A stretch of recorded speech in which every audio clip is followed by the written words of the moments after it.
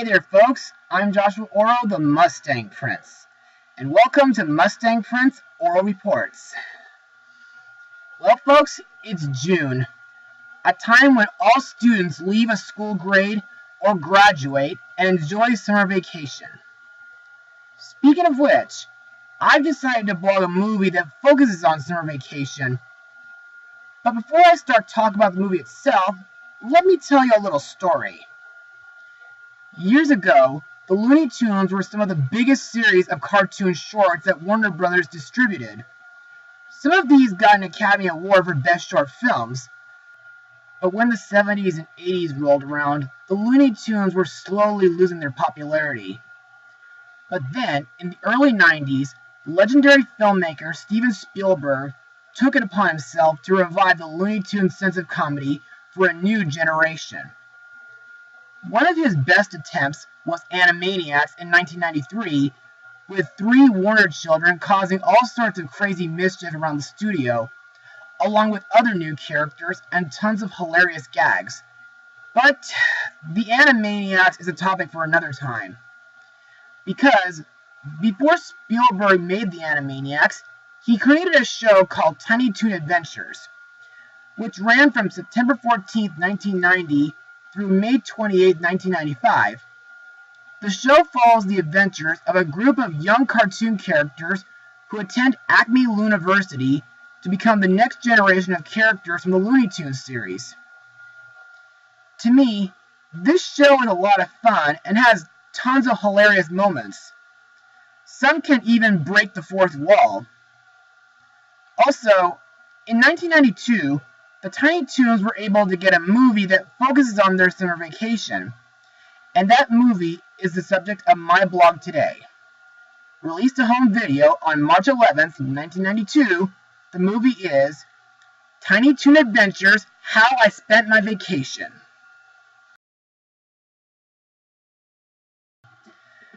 So, let's get started. Term time ends at Acme Looniversity, and the Tiny Toon characters look forward to a summer filled with fun. Buster and Babs Bunny turn a water fight into a whitewater rafting trip through the dangerous deep south. Pluggy Duck and Hampton Pig share the most impossible, awful car journey imaginable on the way to Happy World Land. Fifi's blind date becomes a skunk-nophobic nightmare, and a safari park is turned upside down by Elmira's search for a cute little kitty to hug and squeeze. So, what are my thoughts on this movie? Well, I gotta say, this movie is an absolute blast to watch during summertime. But before I get ahead of myself, let's move on to Mustang notes. In 1990, Bugs Bunny magazine reported that Warner Brothers was planning the release of How I Spent My Vacation, and then referred to as a Tiny Toons Adventures home video. Plans for the film began before Tiny Toon Adventures premiered on television. Warner Brothers discussed with executive producer Steven Spielberg whether the film should be released in theaters, but Spielberg insisted on a direct-to-video release.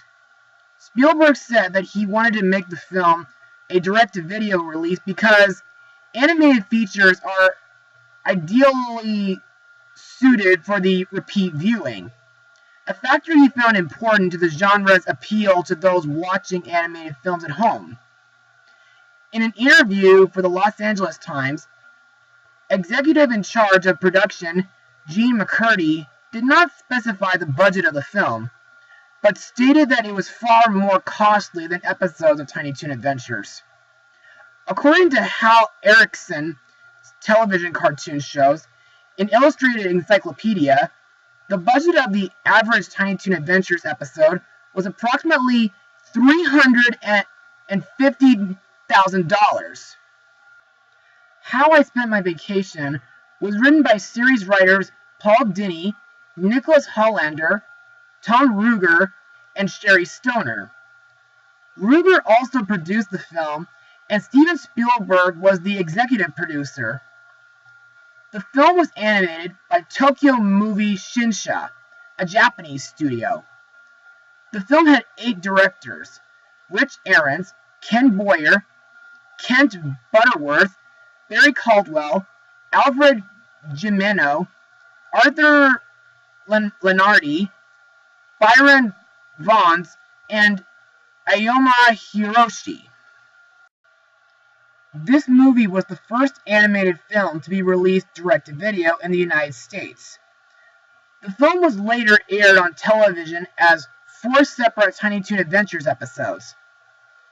Also, it was one of the highest-selling videos in the United States, listing on Billboard magazine's 40 top video sales for 16 weeks as of July 1992.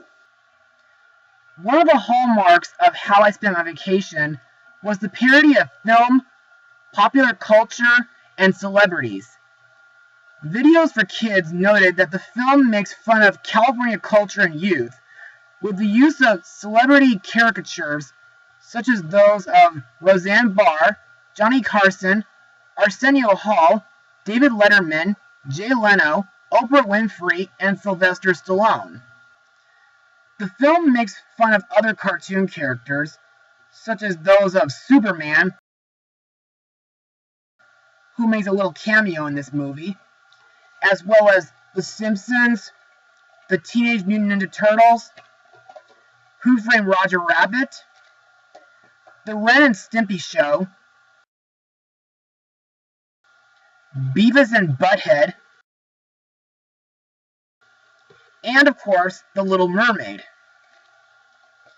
Babs and Buster's Travel Down the River are a parody of the film Deliverance. Gene McCurdy said that How I Spent My Vacation makes fun of summer vacations by mocking the boredom of summer and some of those horrible car trips, an issue that was first explored in National Lampoon's Vacation. In the film, the Hampton family car trip is very taxing for Plucky Duck. He is disgusted by the family and is nearly killed by an escaped lunatic that the family mistakes for a hitchhiker. He happens to be a caricature of Jason Voorhees from Friday the 13th, with a bit of Leatherface from the Texas Chainsaw Massacre. The film's fictional theme park, Happy World Land, is a spoof on Disneyland. The film also parodies the THX logo and Deep Note when Foul-Mouth and Shirley are at the movie theaters. Now, what are my thoughts on the animation? Well, it's classic Tiny Toons Warner Brothers animation, so no complaints here. The animation also makes this film very comedic and hilarious. Some of my favorite gags in this film are when Hampton and his family hold their breath in a long tunnel, which is followed by the part when Uncle Stinky releases his breath on Plucky, which blows off his color. And of course, there's the movie theater scene. Speaking of which, I'm not the only one who loves that scene. I bet you guys remember one of my collaborators, Daniel Guzman. Well, he loves this scene so much that he made an entire YouTube poop video on it.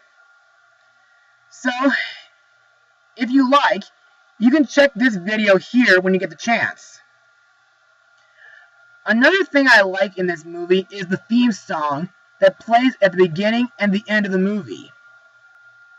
Also, Superman and those celebrity cameos aren't the only Easter eggs in this movie, because during the part when Byron saves Buster and Babs from being dinner, they run into Elliot and E.T. from E.T. the Extraterrestrial.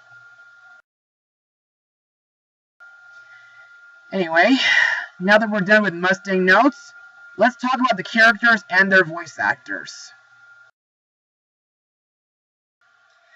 Now, let's start with Buster Bunny, voiced by Charlie Adler, whom I know from Timeless Tales: The Ugly Duckling, Ralph Bakshi's Cool World, and this.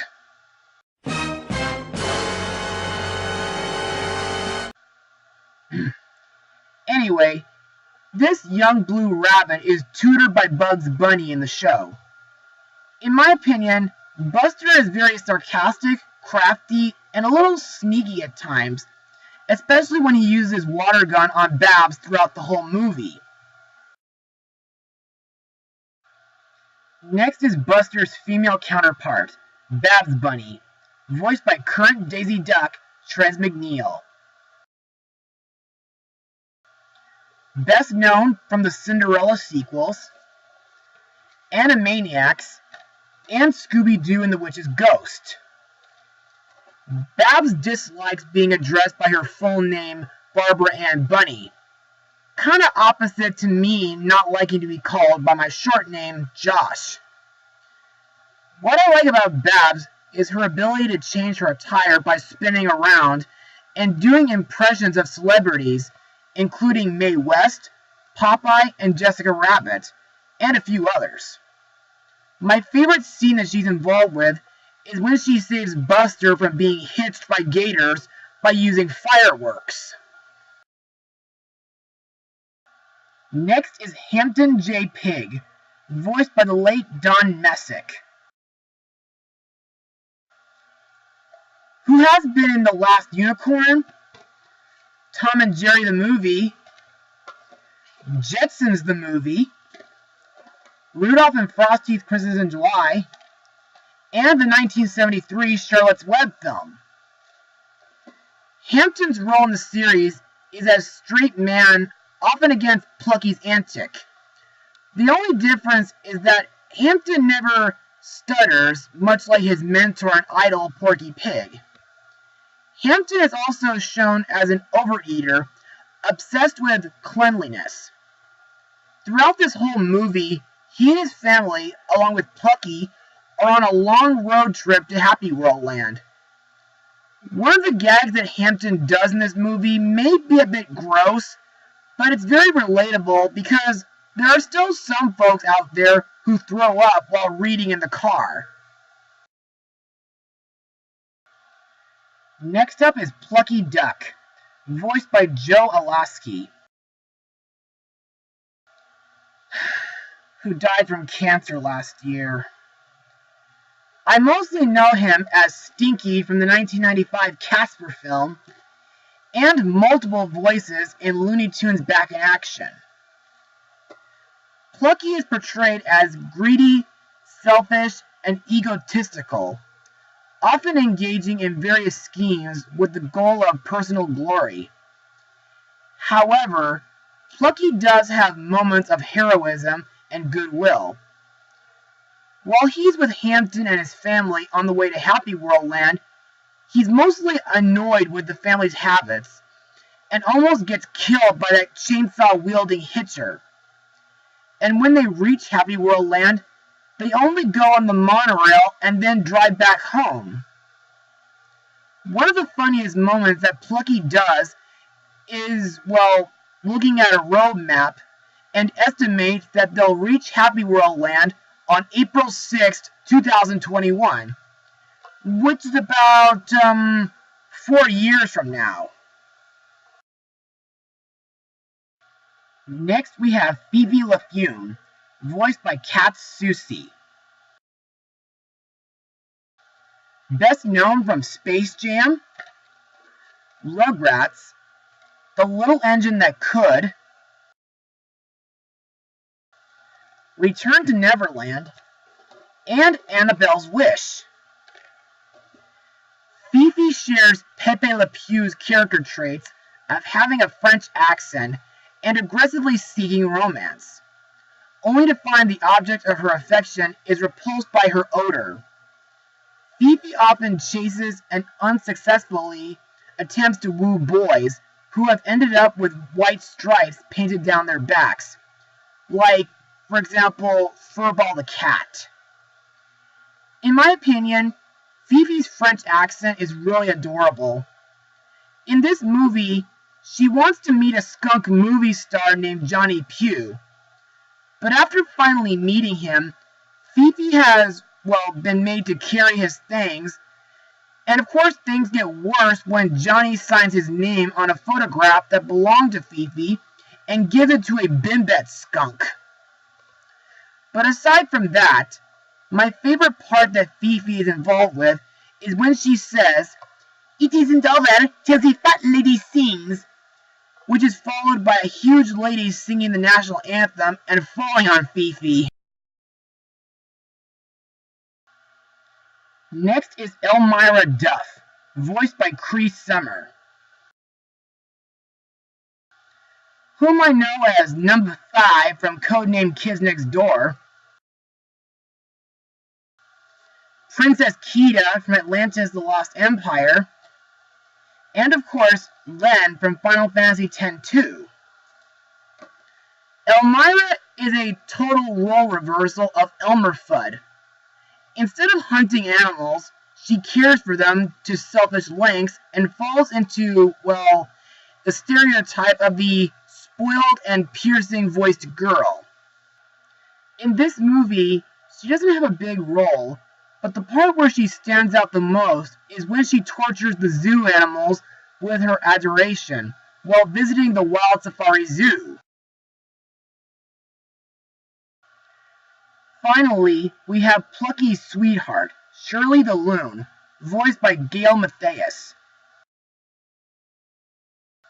whom I know as Molly Cuddle from Bump in the Night. Shirley speaks with a thick Valley Girl accent, and although she seems reasonably intelligent, she is obsessed with superficial New Age paraphernalia. Like Elmira, she doesn't appear too much, but what she does in this movie is work as a fortune teller and giving people like Fifi LaFume and Dizzy Devil advice. But later on in the movie, Foulmouth asks her out to see a movie. The rest of the cast includes Rob Paulson, Maurice LaMarche, Frank Welker, Kenny Milo, Jonathan Winters, Eddie McClurg, and Sorrel Book. And now, let's move on to my final words.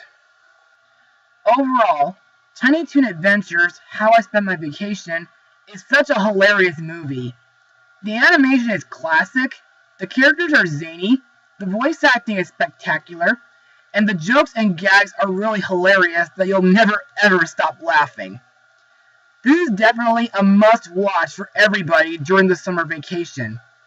And as an adult, this movie is still a lot of fun to watch. As for my final rating, I'll give this film a 98% out of 100. Well, that's it for today, everybody. Be sure to join me again for my next vlog. Mustang Power!